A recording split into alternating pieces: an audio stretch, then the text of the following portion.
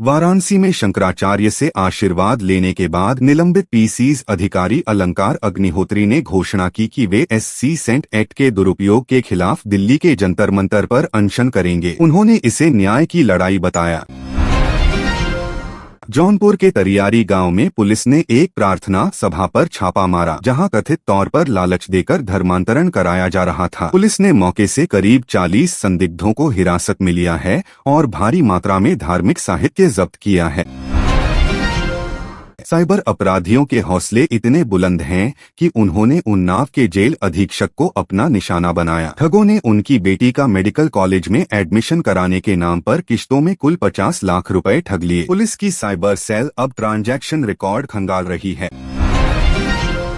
मौसम विभाग IMD ने चेतावनी जारी की है कि पश्चिमी विक्षोभ के सक्रिय होने के कारण लखनऊ, कानपुर और मेरठ समेत 20 जिलों में 14 फरवरी तक रुक रुक कर बारिश और शीतलहर जारी रहेगी। किसानों को फसलों के प्रति सचेत रहने की सलाह दी गई है।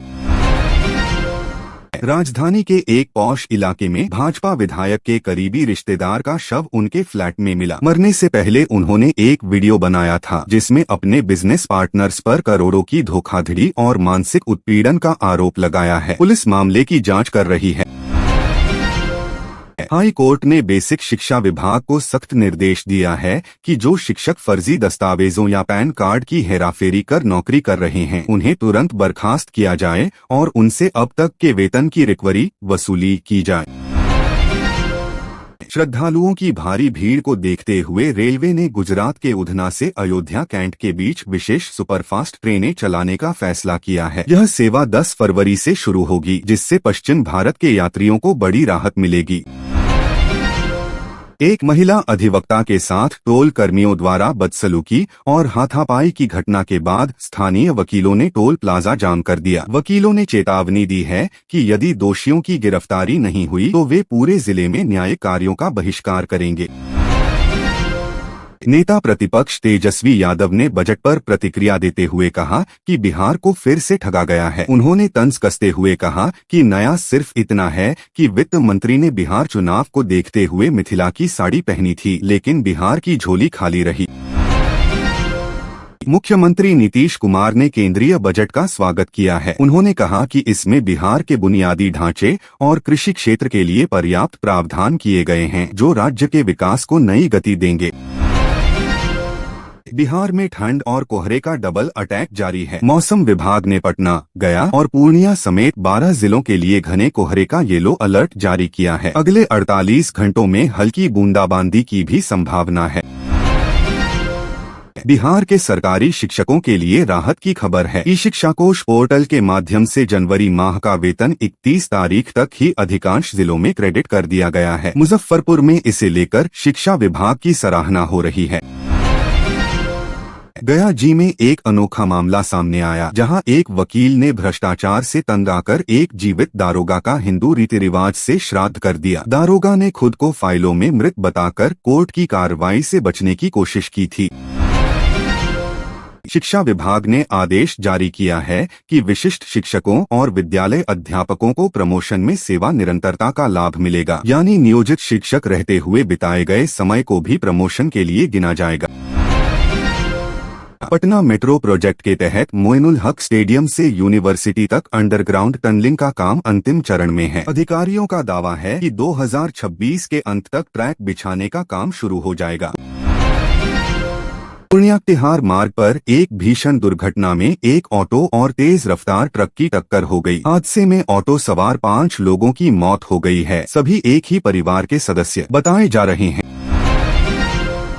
सारण और सीवान जिले के दियारा इलाकों में पुलिस ने ड्रोन की मदद से अवैध शराब की भट्टियों को नष्ट किया। इस दौरान करीब 2000 लीटर कच्चा स्प्रिट बरामद किया गया और 15 तस्करों को जेल भेजा गया।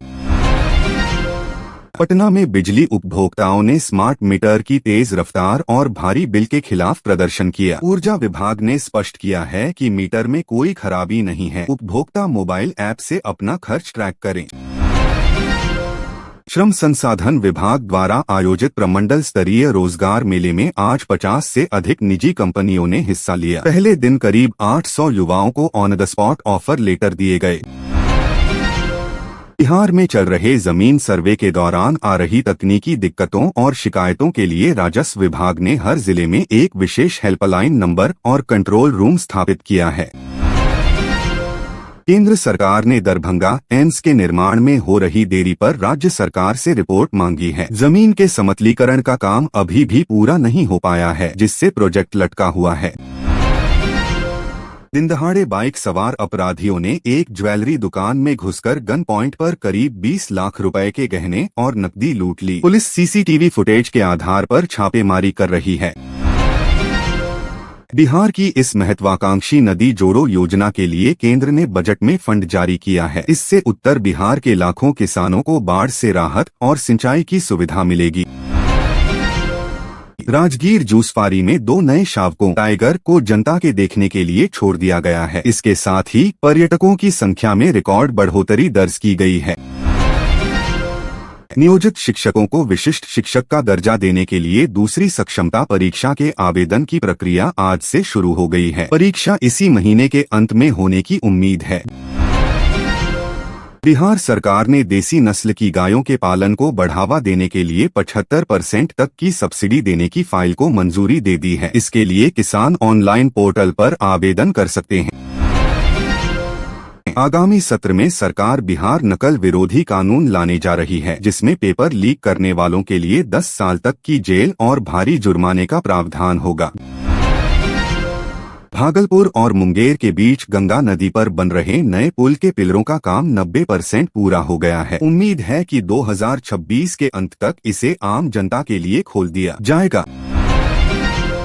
पटना में एक नीट एनईटी छात्रा की संदिग्ध मौत को लेकर आज विधानसभा में भारी हंगामा हुआ। विपक्ष ने मामले की सीबीआई जांच की मांग की है।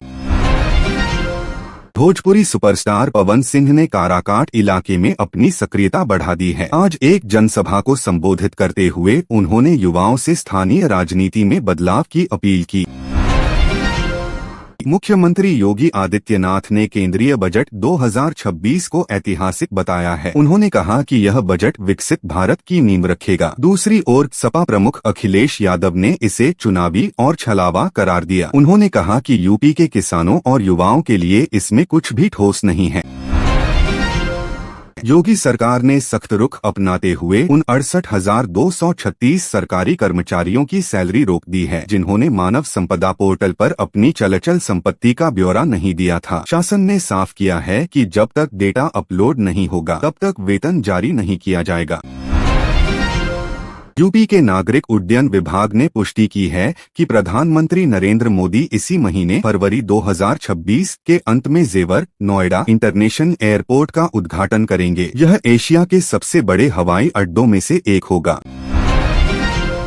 लखनऊ में डिप्टी सीएम केशव प्रसाद मौर्य के आवास के बाहर अभ्यर्थियों ने जमकर नारेबाजी की। प्रदर्शनकारियों का आरोप है कि 69,000 शिक्षक भर्ती में ओबीसी और एससी वर्ग के आरक्षण के साथ खिलवाड़ हुआ है। पुलिस ने प्रदर्शनकारियों को बस में भरकर इको गार्डन भेजा।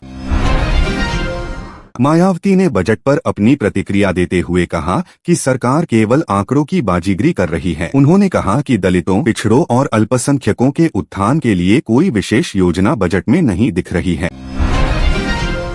केंद्रीय बजट में उत्तर प्रदेश को ग्रामीण और शहरी सड़कों के सुधार के लिए 10,000 करोड़ रुपए का ब्याज मुक्त ऋण देने की घोषणा की गई है। इससे पूर्वांचल और बुंदेलखंड की कनेक्टिंग सड़कों को 4 लेन किया जाएगा। उत्तर प्रदेश पुलिस की ट्रेनिंग में 8 साल बाद बड़ा बदलाव किया गया है। अब नए रंगरूटों को crowd management, cyber cell operations और एआई का आपराधिक जांच में उपयोग जैसे विषय पढ़ाए जाएंगे।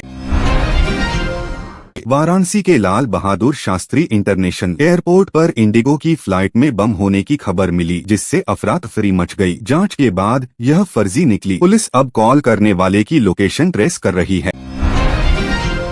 प्रयागराज के स्वरूप रानी नेहरू SRN अस्पताल के डॉक्टरों ने बिना ओपन हार्ट सर्जरी के 3 बच्चों के दिल का छेद बंद करने में सफलता पाई है। यह यूपी के सरकारी अस्पतालों में अपनी तरह की बड़ी उपलब्धि मानी जा रही है।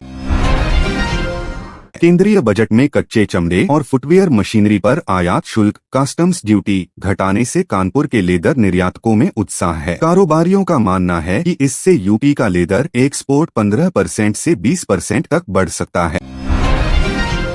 अलीगढ़ में आरएसएस के वरिष्ठ नेता जयकिशोर पर कुछ दबंगों ने उस वक्त हमला किया जब वे अपने घर लौट रहे थे। हमलावरों ने उनकी कार के शीशे तोड़ दिए और ईंट पत्थरों से वार किया। इलाके में तनाव को देखते हुए पीएसी पैक तैनात कर दी गई है। जिले के एक गांव में घरेलू विवाद और चरित्र पर शक के चलते एक शख्स ने अपनी पत्नी की गला रेतकर हत्या कर दी। चौंकाने वाली बात यह है कि इस पूरी घटना की चश्मदीद उनकी 13 साल की बेटी है, जिसकी गवाही पर पुलिस ने आरोपी पिता को गिरफ्तार कर लिया है। हाथरस के सीएमओ कार्यालय में तैनात एक महिला क्लर्क को 5,000 रुपए की रिश्वत लेते हुए रंगे हाथों पकड़ा गया। वह एक रिटायर्ड कर्मचारी के पेंशन पेपर आगे बढ़ाने के बदले पैसों की मांग कर रही थी। एक धार्मिक आयोजन से लौट रहे श्रद्धालुओं से भरी ट्रैक्टर ट्रॉली अनियंत्रित होकर पलट गई। इस हादसे में एक वृद्ध की मौके पर ही मौत हो गई, जबकि 7 लोग गंभीर रूप से घायल हैं। घायलों को इलाज के लिए झांसी मेडिकल कॉलेज रेफर किया गया है। राजनीतिक गलियारों में चर्चा तेज है कि यूपी में एक नया गठबंधन आकार ले सकता है। चंद्रशेखर आजाद समाज पार्टी और एआईएमआईएम के बीच बढ़ती नजदीकियों को देखते हुए सपा और बसपा के रणनीतिकारों ने अपनी घेराबंदी शुरू कर दी है।